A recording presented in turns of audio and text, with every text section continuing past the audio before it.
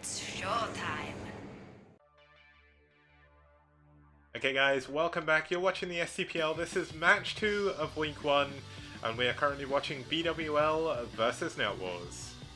Yeah, Net Wars killing it early on. I would say that bwL have a kind of a hard road to hoe or mountain to climb or whatever you want to consider them doing. But Net Wars, of course, super strong, specifically round 2. And as we're coming into round 3, it looks like things are kind of starting off the way that you would expect. White Clan winning their first game of round 3, and now Net Wars, another very strong team, taking game number 1 against bwL. Yeah, now just to explain just how strong Net Wars have been, if you've not watched any STPL until now, Net Wars came 3rd in round 1 and came 2nd in round 2, just missing out to White Clan in the finals because of a walkover as well. So heartbreaking for them and heartbreaking for us.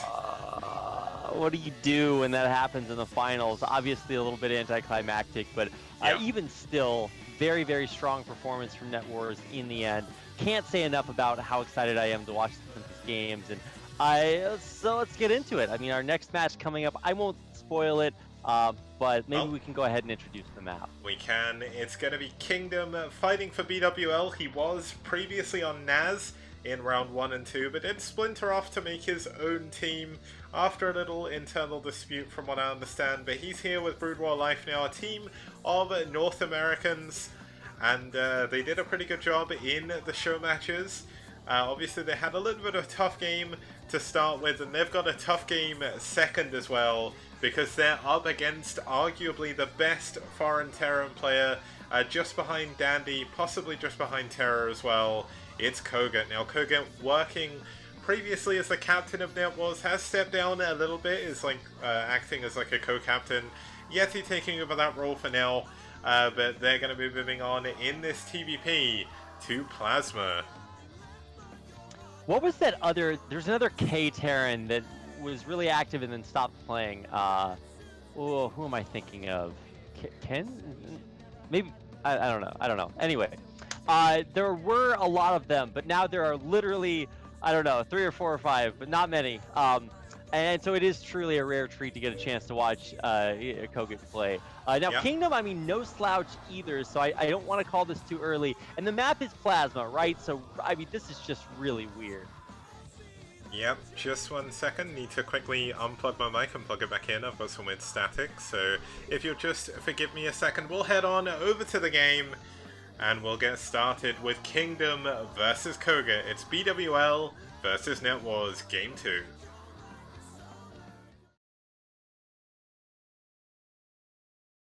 And I'll let you introduce Koget. Okay, well, wow. Nice one there, Kix. You really left me that intro. All right, so let's go ahead and... Oh my god, the Jaggies, they're everywhere. So to introduce our players in the... I'm not sure. In the upper left-hand corner, in the orange, this is our Terran player Koget, of course playing for Net Wars, and his opponent, which Kix will at any moment switch down to show. In the bottom left-hand corner, in the teal, this is Kingdom, of course playing for bwL Life. Yeah, now my microphone's been rebooted now, so hopefully that sounds a little bit clearer. I'm not sure if it's made a difference, but I can see less like random static being picked up, so all is good. All is good, especially because we get a chance to watch amazing games of bwL. So let's go ahead and see how this one will unfold. Nothing too drastic just yet. So I'm trying to do, the only job that I am allowed to do, and that is to describe literally and specifically exactly what's happening on the screen. But currently, there's not a lot to do there, Kix. So the only thing I can do is like ask you how your day is going, or other things that are only tangentially related to StarCraft. Yeah, now the good thing is for me, I've got this week off of work, so I had a lot of time today to do a bunch of things. I ended up getting my hair cut and also doing a little bit of coding towards the STPL overlay, so had a pretty cool day. And one thing I just showed off on stream there was the mains on this map are very, very small. You're forced to build buildings outside of your main if you want to build gateways and whatnot. I mean, Kingdom's going to build the first gateway there, but he is going to scout in the correct direction as well. Yeah, so the mains are really small, but the lurker eggs actually do kind of afford you like a semi-island kind of play style early on. I mean, Yeah. obviously, as they get broken down, the map opens up and you start to be able to funnel around there, but it takes a while because it is just kind of hard to get through those eggs. So a lot of times, players open as if it were an island map, and then once they build up like a critical mass of an army, push out right through the eggs, and then you start to see things look a little bit more standard. Yeah, now the crazy thing is we haven't seen any proxy shenanigans yet on this map. I guess we did see it in the first match, but no proxy gates coming in from Kingdom or anything like that. He's going to play this semi-standard. Now, Reaver's very, very powerful on this map. DTs as well, because even though you do have to get through the eggs, DTs kill those eggs insanely quickly. But I think likely we're going to see a Robo coming up very, very shortly. I know it's going to be a Stargate. Oh my god, is he going to stove? Is he going into scouts? No way. No way. Okay, well, Stargate versus... Maybe this is one base carrier or something like... I don't know. I'm just in general more used to seeing things like gateways, robotics facilities, you know, not Stargates for sure, so... I mean, maybe that is, you know, Kingdom, like probably most players, probably has to know that koget is just going to be really, really strong. So sometimes, you know, you got to bust out a little bit of cheddar. Not only that, but koget has not scouted in the correct direction. He's scouting in a really weird pattern at the moment as well. I think the fact he actually mined some of the minerals has made it a bit more annoying for him. But these minerals are actually, they're not empty, so you can get a little bit of an advantage. One thing you can do is actually mine away the minerals on your side, so you completely lock yourself in. It is. Oh my god, it is going to be one base carrier. Oh man, Did I one base carrier. Successfully call a build order ahead of time based on seeing details on the screen? See, like, I was under the impression that I offered nothing of value analytically to the broadcast, but unless I'm drastically mistaken, you know, that was perhaps a correct call on my part. Now, not to rub it in too much, but yes, it will be one base carrier. Now, the ironic thing is you said too much, and that's the sort of player we would have seen this from in the past. Now, Kingdom is finally getting scouted by koget. He's always got a Dragoon on the ramp, so koget is not going to know anything. He's not got an armory. He has a starport, but that's going to be likely for a dropship. Yes, it is. And I mean, this could catch koget off guard. Now, one base carrier on any other map is pretty much useless, but there's nothing koget can do other than a dropship to really counter this. Oh, and koget being annoying with that engineering bay as well. Just making it so he can't get his second guess. What a guy. Oh my god. Well, he is going to delay this, but especially if he snipes this SCV... Wait, oh my god. Oh my god. SCV survives with 5 HP. He needs to block the ramp. He's sending a probe immediately, because if this SCV gets up the ramp and sees what's going on... Oh well, they actually get there at the same time anyway, so... Never mind, it's all good. But the dropship should be coming in very, very shortly for koget. No, he's actually gone for a Wraith behind this as well. Wait, did he cancel his dropship and go for a Wraith? I think he did. Yeah, he did. Yes. He wants to get that scouting in. He knows he needs to scout. And this could win him the game. Obviously, if you have your scout denied this aggressively, it's not like it tips you off, but it does make you a little bit more willing to kind of make that change from a dropship into a Wraith, just desperately try to, you know, see what's going on here. And so obviously it's going to be what do you want to call that? A rude awakening when you get on in there. He's not scouting with it yet. He's trying to catch any shuttles, but there's going to be no shuttles coming for him. But here we go. This is going to be the moment that koget sees what is going on. The Stargate is scouted, the fleet beacon is scouted, and he sees the first carrier as well. Oh, it's going to be 2 Stargates on 2 base. Oh, but here it comes. Here is the dropship. What is there to stop 4 vultures from killing every probe here? I mean, there's a carrier, but they're going to take a long time to kill 4 vultures. And the Dragoon has run off somewhere, so...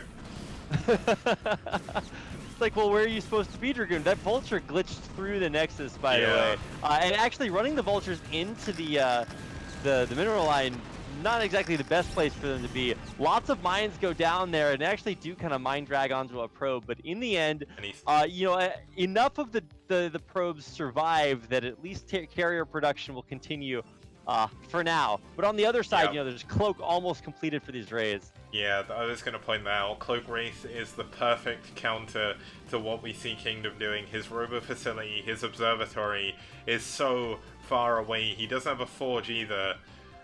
And, I mean, a single Cloak Wraith could kill both these carriers and end the game in, like, 2 seconds. Yeah, I mean, obviously, there is some sort of detection, and I don't foresee there being any in the near future. There's a forge coming down for Kingdom. I'm not sure if that is exactly for that, but I mean, once the cloak completes and the raids fly across the map, there's only so many outcomes for the carriers, you know? Yeah, he needs observers. He's going to be a while off of them, but he at least needs to get a cannon at both his mineral lines. He knows, or at least he should know, that Cloak Wraiths are going to be a possibility, but here we go. 3 Cloak Wraiths heading over to the middle of the map. The first carrier going to scout them, going to see the Cloak, and the... Oh my god, the Wraith is going to go down. Koget's done it. I think he's bopped the build. The build has been completely countered, and that first carrier is such a huge loss. Yeah, I mean, when you're going one base carrier, you're already just like ultra super mega giga all in. Oh my god, at this point, he's trying to run it away. Oh no, he's gonna chase it down. Yeah, the single mine saw where it went, and that is gonna have to be the end of this game for Kingdom. He can stay in. I mean, he's gonna be able to try and stay in and do what he wants. He's got the Interceptor upgrade, but he's got nothing to kill the Wraiths. A Vulture getting the only into more his main BM base thing as that well. he could do right now is to kill all the little panda bear guys just to prove what a monster he is. Oh man, don't do that. That's not safe for work. We'll get banned from Twitch for that.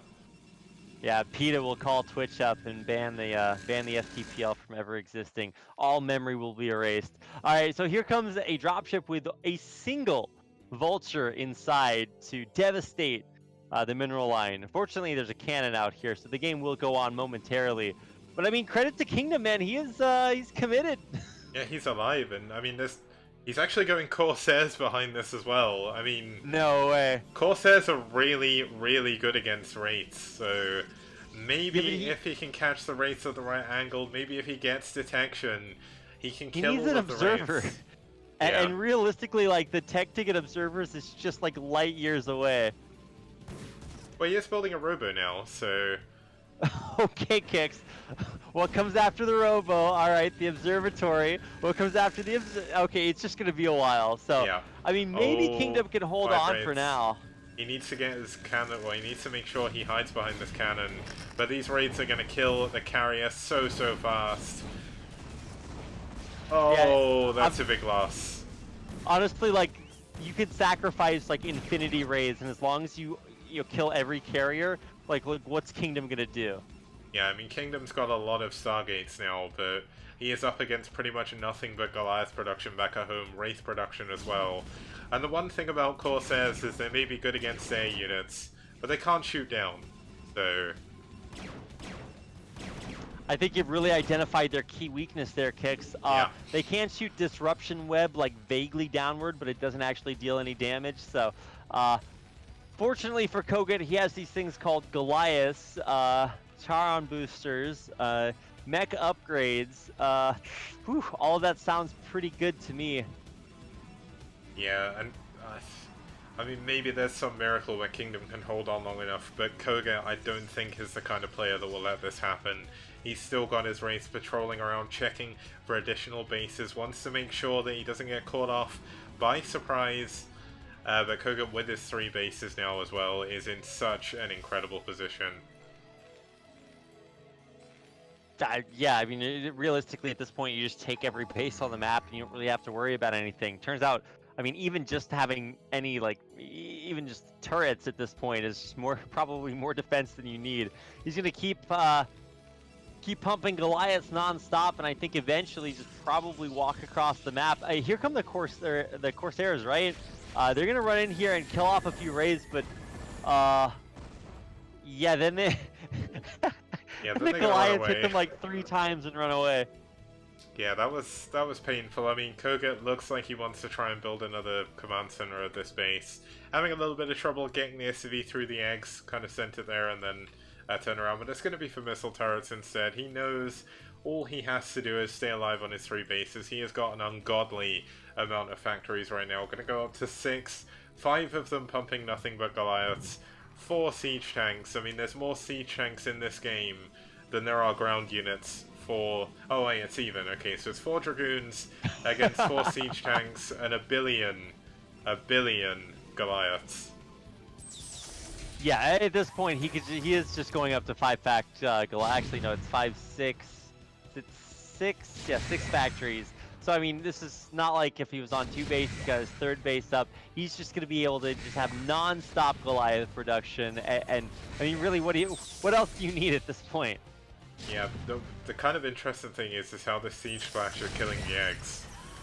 Oh, we actually saw a mine take out a Dragoon as well. Oh, that's got to feel bad. I just caught the instant replay of that. What a struggle here for Kingdom. He loses his first 2 carriers. Yep. Loses. He doesn't lose a Corsair, but I mean he's got Corsairs versus Terran. He's building Goliath, so I don't know. The only thing you can do is maybe get the most money disruption webs of all time. That is the one thing he has that he hasn't started, it's only just started. This is it. Oh no. I mean, you kind of had to commit to the D-Web at this point, but he has increased his ground army. He's going to try at least a little bit to take out some of these Goliaths, but yeah, realistically, they're just going to keep funneling forward to infinity and beyond, and Koget will just kind of steamroll here into the Protoss Natural. Yep, and he is falling with style right now as he moves his units down to the bottom half of the map. He's killing the Nexus, he's going to kill all of the gateways, another pylon, going to cause the death of another Protoss, but I mean, a little bit unfortunate for Kingdom, who did manage to get his build scouted out by a very intuitive Koget, going for that early Wraith. That Wraith was the difference between winning and losing. And, I mean, delaying that dropship as well, just an insanely good move by Koget. And I mean, Kingdom's holding on, he's trying to do something, waiting for Disruption Web, it's finished. But, I mean, he doesn't have enough units right now to even kill these units, so it's gonna be GG, and there it is, GG!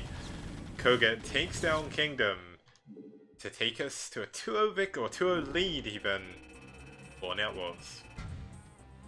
Yeah, I think unsurprisingly, Networks comes out swinging. They're two of their strongest players. Yep. I guess we haven't seen Yeti yet, but eventually we'll get him out here. And wow, what a way to win a game 2 there. I think Koget already came in with being slightly favored, but I didn't expect to see 1 base carrier come out. No. Or did I? Oh wait, yes I did. Never mind. That's a good point. Okay, so we're gonna head into our 3rd game after this.